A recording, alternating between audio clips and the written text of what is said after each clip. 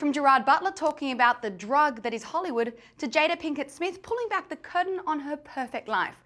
From Morgan Freeman talking about jumping off boats in his 80s to Nick Nolte talking about Vietnam regrets. I'm Kathryn Eisman, and you will not want to miss this exclusive sit-down with the stars of Angel Has Fallen. What a privilege it is to sit down with you three gentlemen and have you on Sunrise. Thank you. This film is so amazing. It has so much heart and so much empathy as well. And I was interested to hear that your background kind of gave an insight into both of those aspects. As a filmmaker, you were a stuntman before, and then also you did a documentary. Yeah, you know, when Gerard Butler, who we've known each other for a while now, had called me and asked me if I wanted to come in on the franchise and create a new installment of it, not a sequel per se, but a new direction for it where you can take the fun, big action ride of the first two movies and infuse a new level of character and make an origin story. And so I felt like it was the perfect meld of my two backgrounds to finally flex my muscles from my action background and bring what I've been known for as a filmmaker of much more kind of dramatic thrillers, and then smash that together and try to make a movie that had a tremendous amount of heart, humanity, humanizing the experience of Mike Banning, what makes him tick, the people that he's had in his life, the people coming into his life again, and and take the twists and turns of all that, and maybe blow up a few things along the way, and again, but create the experience of action where you feel like you're a part of it as an audience versus just watching something, that you're living in with the characters. You definitely did that, and I was so interested. Your character is a Vietnam War veteran whose life has been destroyed by post-traumatic stress disorder, and I was so interested to hear that when you were a young man yourself, you were made ineligible to serve in Vietnam, and that you kind of felt incomplete because of that. Well, I felt I didn't want to go to war. I felt I wasn't going to make it through war. I felt I didn't feel compelled that the Viet Cong were going to get in a sampan and roll across the Pacific and throw a bomb in the United States. I didn't buy into the idealism of communism and that whole thing.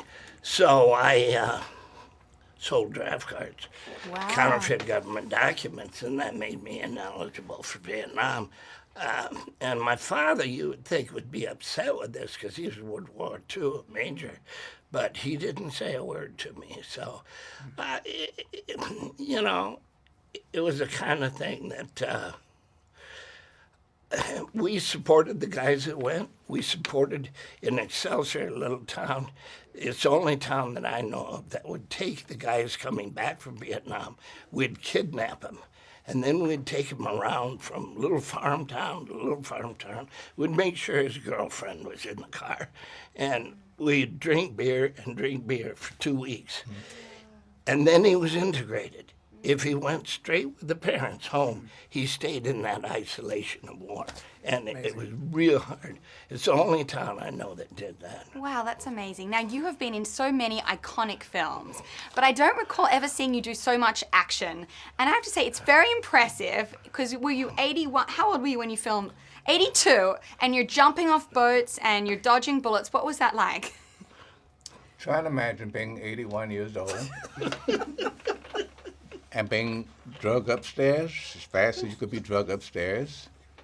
I'm being snatched overboard into water when you know you don't swim well. I want you to just sit there and just for a couple of seconds try and imagine what that feels like.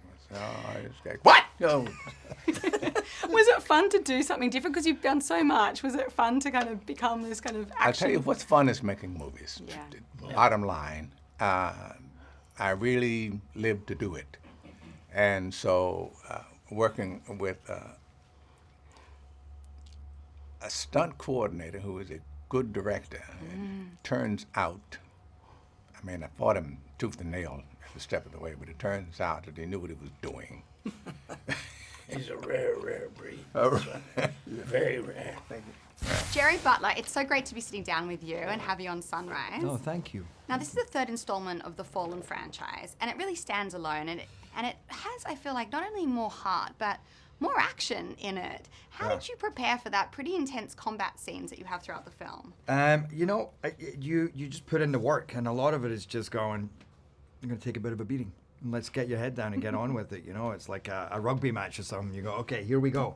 You know, like that New Zealand Maori dance, you know, warrior dance, and also I love it. So it's some of my favorite part is the prepping and the doing of it. You know, because it brings out, you get this fire in you, and you go, okay, I remember who I am. You do it so believe. I mean, it's. I know it's you. I know it's you. Sometimes you see some Hollywood leading men, you're like, no, you're getting hair and makeup. I feel like it might be like a childhood dream kind of realized. It really is a childhood dream, you know, and like I think in some ways I'm a big teddy bear, but there's a lot of fire inside me. So when I click into that, it feels sad to say, it feels good, you know. Killer. Talking about that, the director said that your character is really in many ways an extension of you, the man, you know, both the tenderness and then the kind of intensity. How do you feel similar to your character? Like that. I mean, it's funny because this movie in some ways, even though we had The Fugitive, but it was Rick and I sitting down molding this character, talking about, especially about my life, and then also the lives of special forces and just armed forces generally and what that does, but really my life, because you could also say, what does this career take out of you? Because it also beats the shit out of you. You also have that addiction to the buzz. What do you do in the in-between? Very similar to what Mike Banning's going through. So we would sit, and I love that about Rick. He says, let's just sit and talk. We'll just sit and talk and then see what bites, what ideas, like, oh, that's, you know, survivor's guilt, or, you know, just what, you know, the PTSD or LTSD as he described it, which is lack of traumatic stress syndrome, where you're addicted. because these guys are so on so much now, conflicts everywhere. It used to be special forces would be deployed every now and again. They're now all operational pretty much all the time.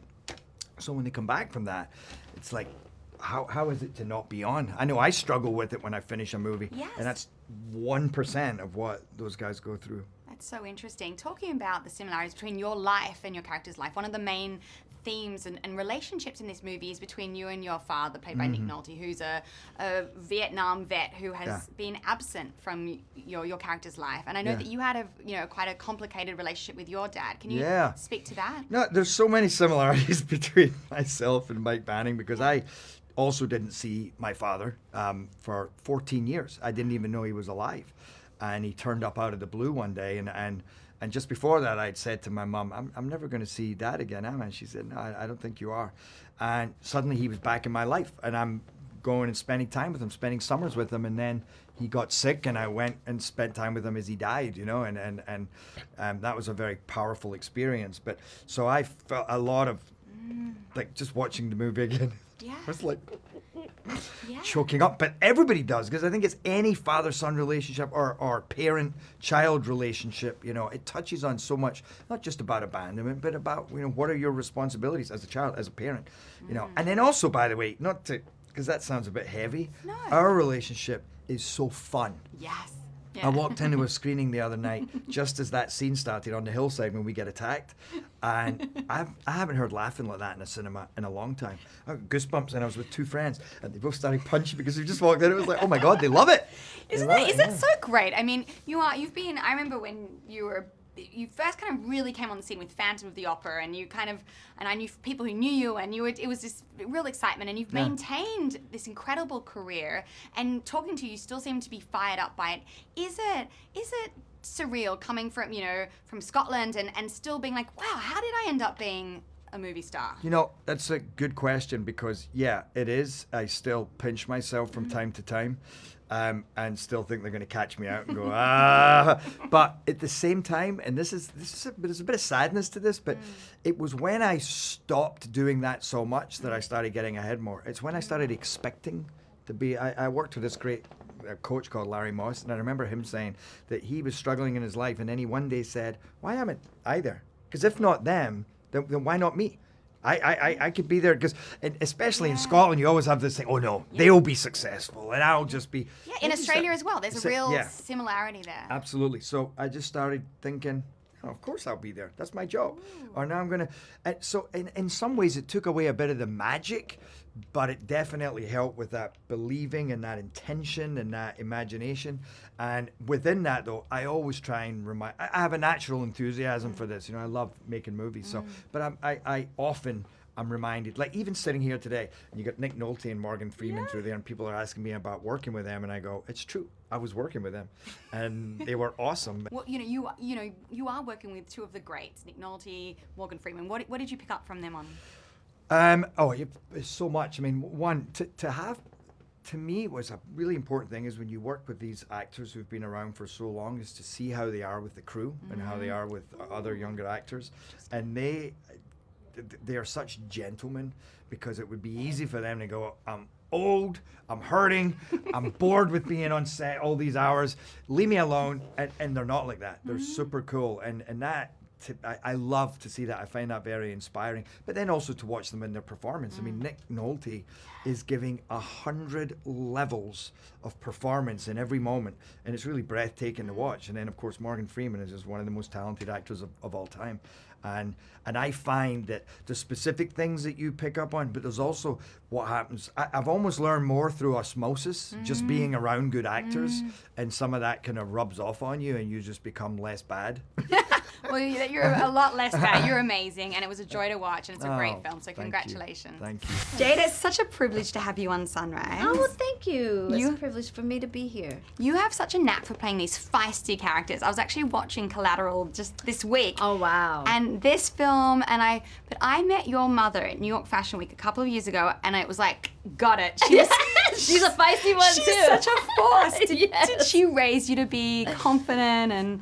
Yeah, my mother did, and so did my grandmother, the one before her. You know, I think I come from a family of matriarchs, you know, and so that is just, it's in the fabric of my DNA. Also in the fabric of your DNA is very good genetics. Yes. Aesthetic. I met her, I was just like, okay, I'm not going to even ask you what skin cream you're using because I can't buy what you have. I look at my mother all the time, and she just seems to get more and more youthful as she gets older. I'm just like, what are you doing? The same thing you're doing. doing. I hope so. I'm like, whatever that is, I hope you're passing that on to me. So it's happening. Yeah. Now, in this film, obviously, it's a lot of action, but there's also a lot of interesting political and social messages about, why countries go into war and so many other things. What do you hope audiences, leave this film thinking about? I mean, there's so much to think about in regards to this movie, but one of the things that I left thinking about was, a lot of times when we see people who are in service to our country or to our society in a certain manner, I think we don't always think about what's happening in the background of their lives, that these are human beings, and so I think for me, that's what I left with. And so I'm hoping that if there's any messaging, it's just to realize that these are men and women who are human, just like you and I. It's so true. They don't just put their uniform on and stop being a person, which is so true. They're not robots. Yeah. Your character is an FBI agent who is a straight shooter, wily enough to keep up with anyone in this film, including Gerard Butler's character. Right. How similar are you to her? I'm pretty similar, just in, it's just a, I would say just probably a harder version. It's like,